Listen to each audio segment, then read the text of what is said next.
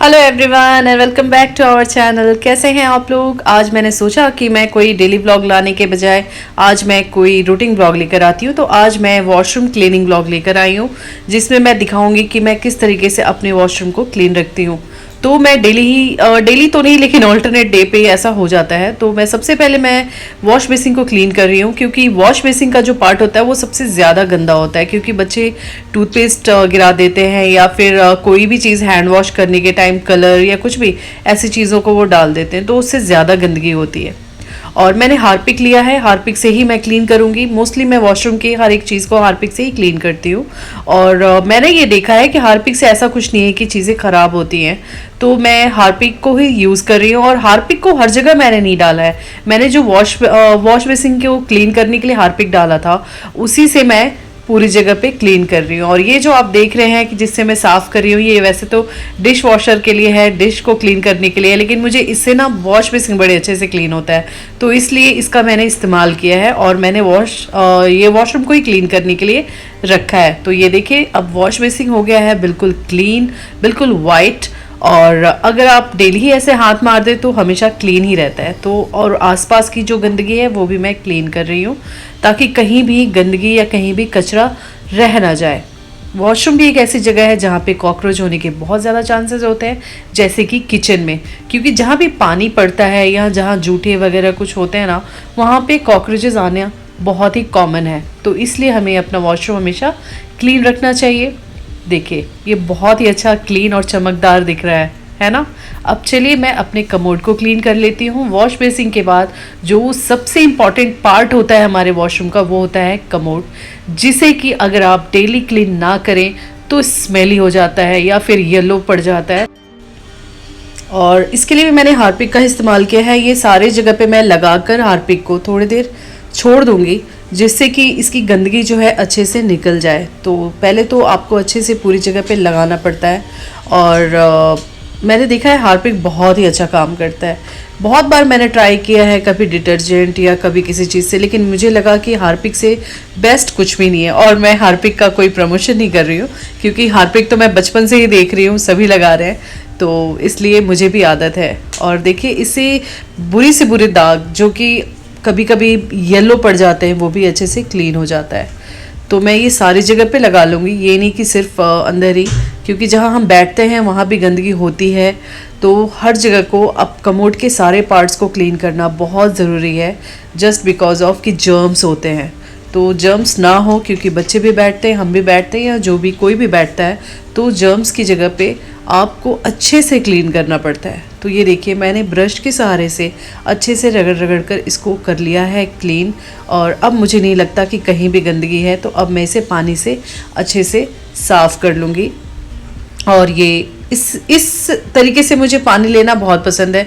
मैं चाहूँ तो मग्गे से भी ले सकती हूँ, लेकिन मुझे ऐसे क्या होता है ना, फोर्स से पानी आता है, तो जो भी गंदगी होती है, हार्पिक्स वगैरह होता है, वो अच्छे से निकल जाता है, कहीं भी पड़ा नहीं रहता। और अब मैं इस ब्रश को भी क्लीन कर लूँगी, क्योंकि इसमें भी गंदगी होती है। इतने सारे मैंने गंदगी साफ़ किया है, तो ब्रश को भी हमेशा क्लीन करके ही आप रखें, क्योंकि उस ब्रश को आप वॉशरूम में ही रखते हो तो उसमें भी जर्म्स होता है। तो इसलिए ब्रश को हमेशा वॉश करके ही आपको रखना चाहिए। और अब मेरा ये कमोड ऑलमोस्ट बिल्कुल क्लीन हो गया है, बिल्कुल साफ़ सुथरा दिख रहा है। और इसमें मैंने थोड़ा सा लिक्विड फिनाइल डाल दिया है, ताकि अच्छी स्मेल आए और जो भी जर्म्स हैं वो किल हो जाए। अब मैं यहाँ पे जो चीज़ें हैं उसको मैं ऑर्गेनाइज़ कर लूँगी। यहाँ पे इस वॉशरूम में एक बहुत अच्छी चीज़ बनी हुई है कि इतना छोटा सा प्लेटफॉर्म बना है, जहाँ पे आप शैम्पू, सोप्स वगैरह रख सकते हो। आपको एक्स्ट्रा किसी चीज़ को रखने की ज़रूरत नहीं है, वरना आप प्लास्टिक के रैक्स वगैरह रखते हो।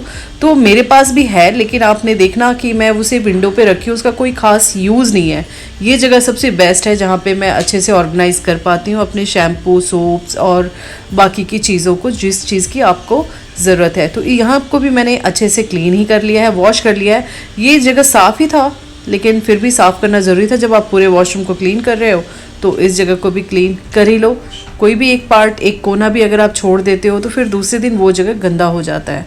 और मैंने कहा था ना कि इस ब्रश से काफ़ी अच्छे से चीज़ें क्लीन हो रही है, तो बहुत मतलब इजी हो जाता है। और मैंने कहा कि ये प्लास्टिक का जो रैक्स है, देखिए मैंने इस विंडो पे रखा है, तो वैसी चीज़ों का जिसका इस्तेमाल बहुत कम होता है, उसको रखने के लिए मैं यूज़ करती हूँ। तो इस विंडो को भी मैं क्लीन कर लूँगी ताकि यहाँ भी गंदगी ना रह जाए, क्योंकि यहाँ पे बहुत ज़्यादा धूल मिट्टी आ जाते हैं विंडो से। तो ये तो आपको रोज़ ही क्लीन करना पड़ता है और चिटचिटा सा हो जाता है, क्योंकि पीछे धूल मिट्टी बहुत आने की जगह है और इतनी तेज़ हवाएं चलती हैं कि धूल मिट्टी वॉशरूम के अंदर तक एंटर होना बहुत ही आसानी से आ जाता है। तो इस जगह को भी मुझे क्लीन करना पड़ रहा है और साथ ही साथ मैं यहाँ पे टैब और वॉल्स को भी अच्छे से क्लीन कर लूँगी ताकि दीवार भी साफ़ हो जाए। और ये पूरा टाइल्स लगा हुआ है तो कोई प्रॉब्लम नहीं होती वॉश करने में। अब ये जगह थोड़ा सा ड्राई हो चुका है तो मैं सारी चीज़ों को ऑर्गेनाइज़ कर रही हूँ, सारी चीज़ों को मैंने रख ली। अब मैं ब्रश, टूथपेस्ट और इन सभी चीज़ों को मैं ऑर्गेनाइज़ कर लूँगी। कभी आप ग्लास में रख लेते हो, मैं हमेशा कांच के किसी कॉफ़ी मग या ऐसी चीज़ों को इस्तेमाल करती हूँ ताकि वॉश करना इजी होता है। आप उसे जैसे बर्तन साफ़ करते हैं वैसे साफ़ कर लें तो बिल्कुल क्लीन रहता है। और अब मैं भर रही हूँ हैंड वॉश लिक्विड।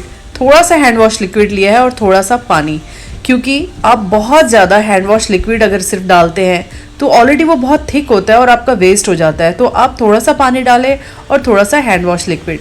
अब जब मैंने वॉशरूम क्लीन किया है तो ये बकेट्स और ये जो मग्गे हैं ये सबको मैं क्लीन कर लूँगी। इसके लिए मैंने विम बार लिया है, जिससे कि मैं बर्तन साफ़ करती हूँ, विम बार लिक्विड उसी से मैं ये सारी चीज़ों को क्लीन कर रही हूँ। अगर आप अपने बकेट्स को डेली क्लीन ना करो तो उसमें एक चिकनाहट आ जाती है और जैसे काई जैसे जम जाते हैं। तो आपको ये भी क्लीन करना ज़रूरी है, बिकॉज़ आप नहाते हो तो वही पानी आप अपने फेस पे भी डालते हो, आपके मुंह में भी चला जाता है। तो बकेट को भी क्लीन रखना बहुत ज़रूरी है। आप देख रहे हैं कि हमारे पास 2 बकेट्स हैं, एक छोटा और एक बड़ा। तो ये दोनों ही साफ़ है और दोनों मग्गे क्लीन है। तो ये मत समझना कि एक ही ब्रश से मैं सारी चीज़ों को क्लीन कर रही हूँ, क्योंकि आजकल के वॉशरूम में फ्रेश जब होते हो उसके लिए आपको बकेट और मग्गे की ज़रूरत नहीं होती है। तो सारी चीज़ें क्लीन हैं, इसलिए मैं एक ब्रश से ही क्लीन कर रही हूँ। तो मैंने बकेट्स को अच्छे से रगड़ कर साफ़ कर लिया है। अब कहीं भी कोई भी गंदगी नहीं दिख रही है।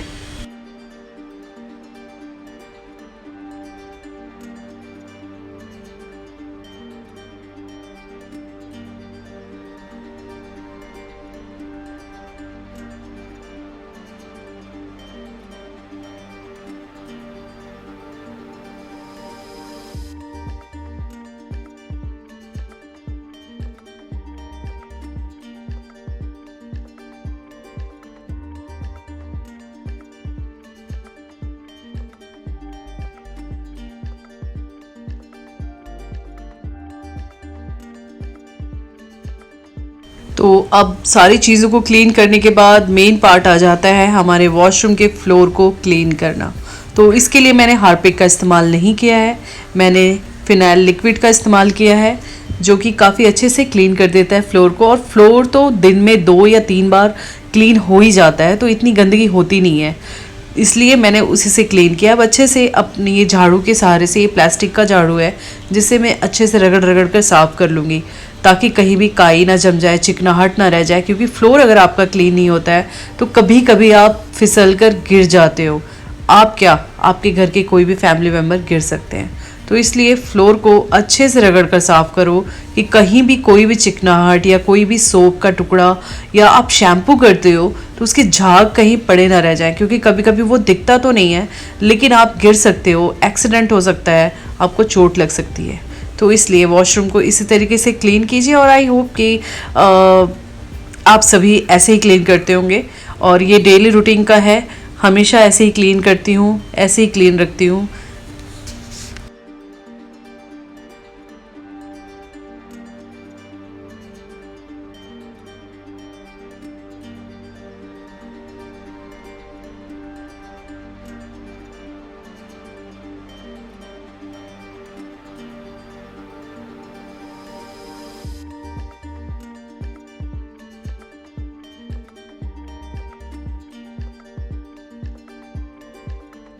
तो ये देखिए पूरा वॉशरूम हो गया है क्लीन, कहीं भी गंदगी नहीं है और अब ऑलमोस्ट ये ड्राई भी हो चुका है। आप अपने भी वॉशरूम को ऐसे ही क्लीन रखिए, और क्लीन रखेंगे तो जर्म्स भी नहीं होगा, कॉकरोचेस भी नहीं आएंगे। मैं हमेशा हर वीडियो में मैं कॉकरोचेस का नाम लेती हूँ बिकॉज़ ये सबसे बड़ी परेशानी होती है घर की। तो साफ़ सुथरा रखिए सब कुछ। तो आई होप कि ये आप लोगों को वॉशरूम क्लीनिंग का व्लॉग पसंद आया होगा।